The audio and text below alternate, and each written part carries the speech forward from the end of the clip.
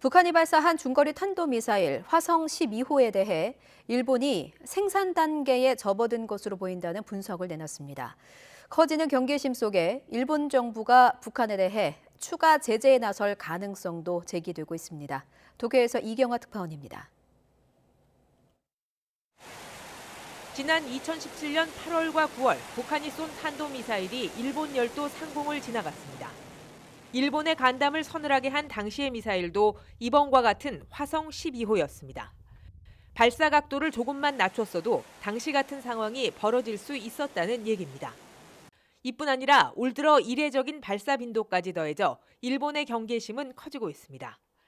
기시 방위성 장관은 2017년 이후 눈에 띄게 발전한 기술을 바탕으로 북한이 생산 단계에 접어든 것으로 분석했습니다.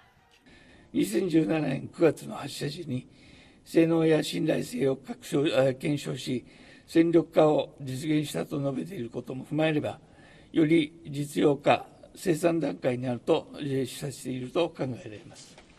기시 장관은 북한이 장사정 미사일 실용화를 포함해 기술 향상을 꾀하면서 중장거리 탄도미사일 발사를 반복할 가능성이 있다고 내다봤습니다. 이번 발사 후 열린 국가안전보장회의에는 스즈키 재무성 장관도 참석했습니다. 중국 등의 반대로 유엔을 통한 대북 제재가 사실상 어려워진 가운데 일본이 독자적인 추가 제재 가능성을 시사한 것으로 받아들여지고 있습니다. 하지만 기시다 내각이 최대 국정 현안으로 꼽은 납치 문제에 미칠 영향을 고려하지 않을 수 없습니다. 今後の具体的対応については、拉致、核、ミサイルといった諸懸案を包括的に解決するために、何が最も効果的かという観点から不断に検討していく考えであります。 일본은 지난 2006년 이후 수출입 금지에 더해 핵 미사일 개발 계획과 관계 있는 북한 단체와 개인에 대해 자산 동결을 시행하고 있습니다.